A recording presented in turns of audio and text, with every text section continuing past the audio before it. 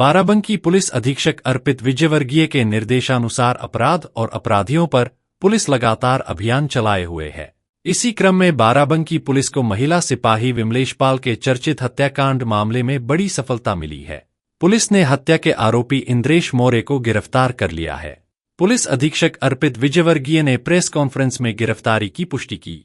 उन्होंने बताया कि आरोपी को पकड़ने के लिए 3 पुलिस टीमों का गठन किया गया था, जिन्होंने संयुक्त प्रयास से उसे गिरफ्तार किया। इस बीच मामले में नए तथ्य भी सामने आए हैं। मृतका के जीजा दिलीप पाल ने दावा किया है कि पुलिस को विमलेश की स्कूटी 27 जुलाई को ही मिल गई थी, जबकि शव 30 जुलाई को बरामद हुआ। उन्होंने आरोप लगाया कि पुलिस ने स्कूटी की बरामदगी को घटनास्थल से दिखाकर तथ्य छिपाने की कोशिश की है। दिलीप पाल ने यह भी बताया कि उन्होंने एसपी से पोस्टमार्टम रिपोर्ट और आरोपी की गिरफ्तारी की जानकारी मांगी थी। इस पर एसपी अर्पित विजयवर्गीय ने उन्हें बताया कि इंद्रेश मौर्य को गिरफ्तार कर लिया गया है और पोस्टमार्टम रिपोर्ट मसौली थाना से प्राप्त की जा सकती है। गौरतलब है कि महिला सिपाही विमलेश चौहान का शव 30 जुलाई को मसौली थाना क्षेत्र में संदिग्ध परिस्थितियों में बरामद हुआ था। शव की स्थिति अत्यंत खराब थी, जिससे हत्या और दुष्कर्म की आशंका भी जताई गई थी। मामले की जांच में तेजी लाते हुए पुलिस ने अब मुख्य आरोपी को गिरफ्तार कर लिया है। पुलिस ने हत्या में प्रयुक्त लोहे का रॉड, वैगनार कार और महिला का पर्स बरामद किया है। इसमें उसका आईडी कार्ड, 2 एटीएम कार्ड और 3,500 रुपए मिले हैं। इस संबंध में पुलिस अधीक्षक बाराबंकी अर्पित विजयवर्गीय ने ब्रज दर्पण न्यूज को जानकारी साझा की। कल दिनांक 30/7/2025 को थाना मसौली क्षेत्र के हाईवे पे ही खेत में एक लेडी कांस्टेबल जिसका नाम विमलेश पाल था, जो हमारे थाना लोहिया में पोस्टेड थी, उसकी डेड बॉडी मिली थी, जिसको हम लोगों ने पोस्टमार्टम हेतु और बाकी चीज़ों के लिए हॉस्पिटल भेजा था। इस क्रम में आप सभी लोगों को अवगत कराना है कि आज इस घटना का हमारी टीम ने सफल अनावरण किया है, जिसमें एक कांस्टेबल जिसका नाम है इंद्रेश, इसको हम लोगों ने अरेस्ट किया है आज। और इसमें जो पूरी पूछताछ हुई है, पूरी जो जानकारी हुई है, उसमें ये घटनाक्रम सामने आया है, जिसमें ये जो दोनों लोग हैं, जो लेडी कांस्टेबल और ये जो जिसने घटना कारित की है इंद्रेश, इन दोनों ने पिछले साल कोर्ट में शादी करी थी। इसमें विमलेश ने पिछले साल इस पे बलात्कार का मुकदमा लिखवाया था। उसके बाद इन दोनों ने कोर्ट मैरिज कर ली थी और वो बलात्कार के मुकदमे में क्लोजर रिपोर्ट लगी थी। लेकिन शादी करने के बावजूद भी ये इसको पत्नी की तरह साथ नहीं रख रहा था और जो ये लेडी कांस्टेबल थी, इसका ग्रीवांस ये था कि मुझे पत्नी की तरह ही साथ में रखो और प्रॉपर सारा फंक्शन वगैरह हम लोगों का होना चाहिए। इसी को लेके ये परेशान रहता था, क्योंकि ये इसको पत्नी के तौर पे नहीं रखना चाहता था। और इसी क्रम में इसने ये प्लानिंग करी कि इसको कैसे मार दिया जाए, क्योंकि ये यहाँ पहले भी पोस्टेड रहा है।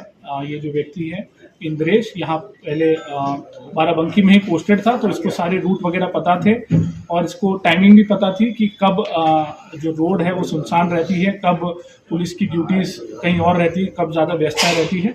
उसी को ध्यान में रखते हुए इसने प्लानिंग करी, जिसमें दिनांक 27/7 को संडे था। उस दिन रामनगर जो लोधेश्वर महादेव मंदिर है, वहाँ पे भीड़ रहती है और वहाँ पे इस महिला कांस्टेबल की ड्यूटी भी लगी थी। तो इसने पता कर लिया कि वो उसकी ड्यूटी कब लगी है और वो कब जाएगी। उसी का फ़ायदा उठाते हुए ये लखनऊ से अपनी वैगनार गाड़ी से यहाँ आया। इसने मेन रूट का इस्तेमाल नहीं किया, ताकि इसकी गाड़ी का कहीं पे भी डिटेक्शन ना होने पाए। वो जो ऑफ रूट है वहाँ से होते हुए ये मेन हाईवे पे पहुंचा। जब ये महिला वहाँ पे जा रही थी, इसको रास्ते में रोका, इसको बातचीत करने के बहाने से वहाँ पे रोका, 10-15 मिनट इनसे बातचीत करी और फिर वहाँ खेत में जब जो ये लेडी कांस्टेबल है, इनको टॉयलेट के लिए जाना था, तो ये जैसे ही खेत में नीचे उतरी, ये पीछे से उसको धक्का देके उनका गला दबा दिया, जिससे वो अधमरी स्थिति में हो गई।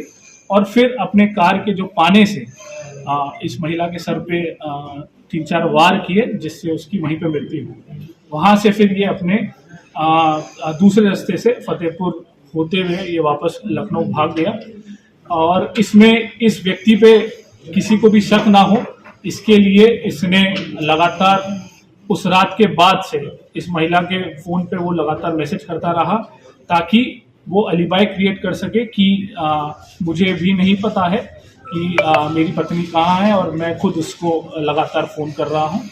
पर इसमें हम लोगों ने सारे साक्ष्य संकलन किए, जिसमें तमाम सीसीटीवी फुटेज और बीटीएस और सर्विलांस का इस्तेमाल करते हुए हम लोगों ने ये चीज़ और एविडेंसेस निकाले हैं, जिसमें ये व्यक्ति लखनऊ से बाकायदा अपनी वैगनार गाड़ी से यहाँ आया। करीब हमारे पास 5 फुटेजेस भी मिली हैं जहाँ बीच में ये जाता हुआ दिख रहा है, और फिर घटना कारित करने के बाद भी हमें सीसीटीवी फुटेज मिली है। इसके अलावा जो इन लोगों की आपस में उस घटना वाले दिन की जो बातचीत है, उससे भी काफ़ी हमें क्लू मिले हैं, जिसमें इसने शाम को 7 बजे इस महिला से बात करके उसकी लोकेशन ली और फिर अपनी प्लानिंग उस हिसाब से की। ये चीज़ें मोटी मोटी निकल के आई है, और इसमें हमने जो घटना में प्रयोग कार है वो बरामद की है, जो उसने पाना यूज़ किया था वो बरामद किया है, और मृतका का जो बाकी जो पहचान पत्र इसके पास थे वो भी हम लोगों ने इससे बरामद किए।